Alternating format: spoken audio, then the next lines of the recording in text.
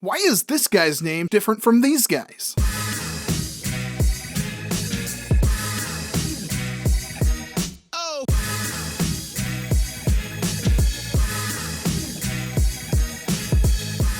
What's good, guys? STERWiN here, and we are back with another episode of Pokémon Thoughts and Theories. Today we're returning to our 3-part series on the Alola Trial Captains, this time focusing on the names and how they can both support the conclusion we came to last episode and can even hint at how the plot could be structured in Pokémon Sun and Moon. But before we get into that, I had a thought after recording last episode's interruption about what other characters may serve as a Trial Captain. We've gotten a few different bits of information on Lily, but nothing that really tells us much about what she actually does throughout the game. We know that she is Professor Kukui's assistant, she'll play an important role in the story, she loves to read, she's mysterious, and she doesn't like Pokemon battling. Now, what do we know about the Trial Captains and their trials themselves? The Trial Captains provide guidance to the trial goers and are trainers who undertook trials in their own island challenge a few years earlier, according to the Sun and Moon website. We also know that not all trials will be focused around Pokemon battles, as we see that Mallow wants the player to find ingredients for her, and Kiave tests the player's observation through dance. With all this information, is it possible that Lily could actually be a trial captain on Mealy Mealy Island? In fact, I think she very well could be the first trial captain that the player trains with. Part of her role as the professor's assistant could be to set the player on the right path from the very beginning. Her trial would not have to involve Pokemon battles at all, so it suits her personality just fine.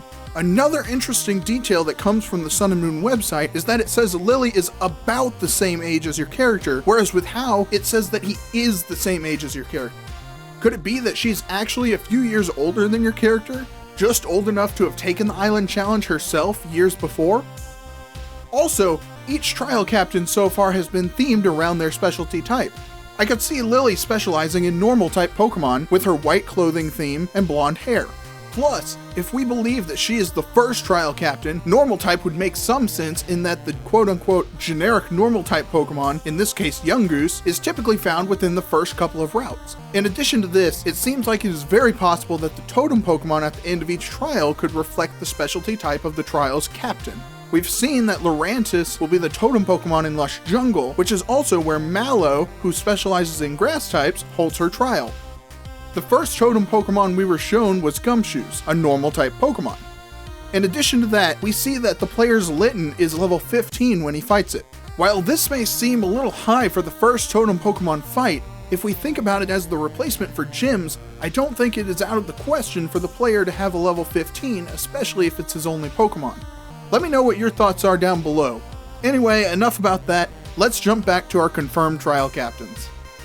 Pokemon has been putting a lot of thought into how they've named their characters in the last few games, and I'm positive that there's a very important reason behind it. The majority of the main characters in Pokemon X and Y and Omega Ruby and Alpha Sapphire have been linked to flowers in some way, and Pokemon's Director of Consumer Marketing, J.C. Smith, was asked at the Pokemon World Championships in 2015 to provide a cryptic word to hint at the upcoming Pokemon games, which we now know are Sun and Moon.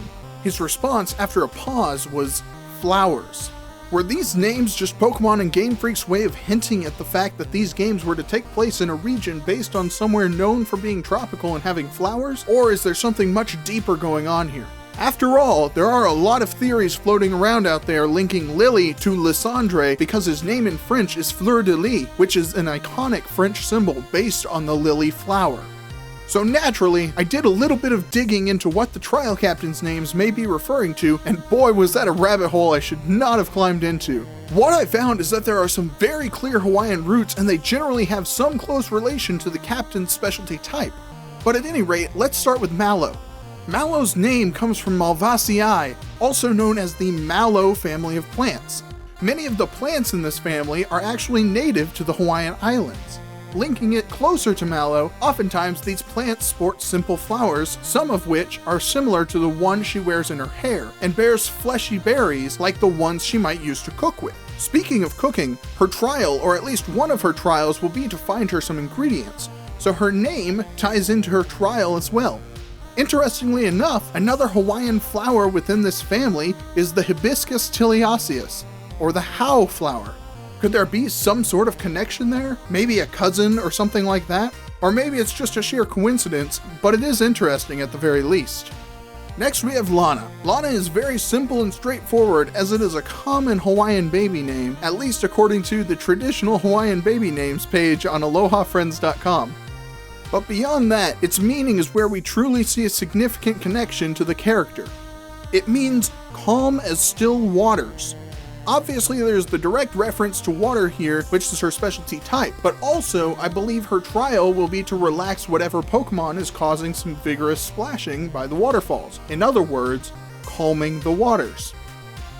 Kiave was a little confusing at first until I did a little extra research. Kiave, also known as Prosopis pallida, is a species of mesquite tree introduced to Hawaii in 1828 during a Catholic mission. Given the right amount of sunlight and rainfall, a seedling can quickly grow to maturity, after which growth tends to slow down quite a bit. Because of this, Kiave can quickly become a pest species. How does this tree relate to Kiave, who specializes in fire types? It turns out that because of its hard wood, it makes the perfect log to use as firewood and even to turn into charcoal. There's even a Kiave brand charcoal, but I can possibly take this connection a step further. Kiave's focus on dance could possibly be a reference to firewalking. Firewalking is the practice of walking across a bed of hot coals while barefoot. This practice occurs across the world, but between 1893 and 1953, tribes throughout Polynesia often used this as a rite of passage, just like the Island Challenge is a rite of passage for the Pokemon trainers in Alola. This is where things begin to get interesting. While the last three trial captains have names that are very clearly of Hawaiian roots and even tend to tie into who they are as a character, Sophocles is a name that very clearly does not have Hawaiian roots, and as far as I can tell, it has nothing to do with his character. I believe that this fact supports my claim in the last part of the series that Mallow, Lana, and Kiave are all located at various places on Akala Island, while Sophocles appears to be located in the observatory on the Big Island. So we have to question, could the trial captain's naming conventions be based on what island they're on? In this case, for Akala Island, the convention would be Hawaiian names that reflect their specialty types. Or is Sophocles special among all of the trial captains? I believe it to be the latter. Sophocles is named after the Greek playwright by the same name who specialized in writing tragedies. In fact, he's best known for his 3 Theban plays, most of which is Oedipus Rex. His plays often dealt with very complex social issues of the time, many of which continue to be issues today, which is why his tragedies are still studied. But what does all of this have to do with our electric-type wielding engineer? That's just it. I can't find hardly anything linking the two together. I mean, Sophocles did write a play called Electra, but this connection is flimsy at best. For now, we're just gonna have to leave it there, and we'll come back to it in a couple of minutes. Let's briefly take a look at the plot of this game and see if we can't form some sort of good plot structure. In order to do so, we will need to first take a look at and assess our protagonist's situation at the onset of the story. We will be playing as a kid who has just arrived to the Alola region with his mother and will set out on a Pokemon journey. The plot could be as simple as, go do these trials, fight these Pokemon, challenge these kahunas, yay, you're done. But we have seen from the very beginning of the franchise at least a little bit more than that.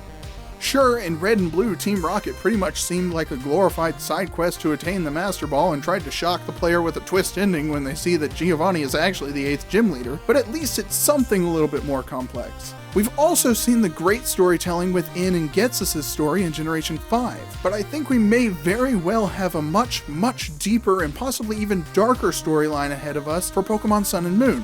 After all, this is the 20th anniversary of the franchise. All of that being said, it would be rather awkward of Professor Kukui to send this kid who is brand new to the region to tackle such a deep storyline. This isn't the right setup to drop a character like this into a thick and convoluted plot, like you may see in other RPGs and stories in general. However, this is precisely why I was so excited to see the Rite of Island Challenge and a breakaway from the formulaic 8-gym system. This acts as a storytelling trope that gives the protagonist a reason to leave home and ultimately allows them to get caught up in a plotline that is so complex. We now know that we will be butting heads with Team Skull throughout our journey thanks to leaked scans from the CoroCoro magazine. I believe that they will play a part very similar to Team Rocket. I think that we will get mixed up with them a few times along the way, but unlike the past several games, I don't think they'll play as big a part in the main plot of this game. Rather, I think we'll see a game with at least 3 layers of plot development. The first and most basic layer is the Right of Island Challenge.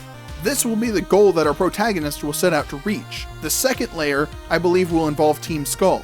They seem to be more of a rough 'em up and steal their stuff type of group rather than one who is looking to destroy the world or create a new dimension or anything like that. The third layer, I think, is where we will see the Legendaries and Guardians get involved. Maybe there's actually another evil group or person in the Alola region pushing this part of the plot, or maybe there's a team from another region whose story might have ended with a huge question mark that would like to destroy the world and may get involved here. Who knows? Obviously, with the names Sun and Moon, we can assume that at some point there will be some sort of eclipse. It could potentially provide an opportunity for an evil party to launch a weapon of some sort or take advantage of the Legendaries in some way, or both. So where does Sophocles fit into all of this? Well, we can assume that the observatory is being used by somebody likely to keep tabs on the path of the moon in order to know when the eclipse may occur. As far as we know, the smoking gun seems to be in Sophocles' hand, as he is the only character that we've linked to the observatory itself. That being said, I don't believe that Sophocles is behind this, or really even involved at all. What I do believe him to be guilty of is being a plot trigger for this arc of the story. I think that after we meet Sophocles, or maybe even during his trial, we will get the first bit of story associated with this deeper plot.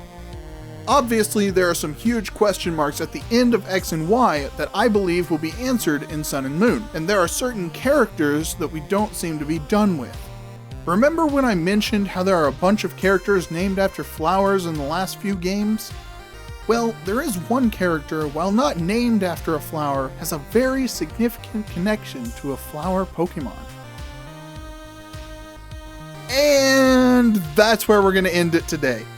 I promise that we will get to the really good stuff soon and the epic conclusion to this 3-part mega theory on the Trial Captains. I hope you've enjoyed it so far, and as always, I look forward to hearing from you all down in the comments section. Be sure to subscribe because you will not want to miss this last part of the theory. A lot of time and effort has gone into the making of this series, so if you enjoyed it so far, please leave a like letting me know that you like the direction that we're headed with this. For now though, I'm going to go ahead and get on out of here, and I'll catch you guys a little later on.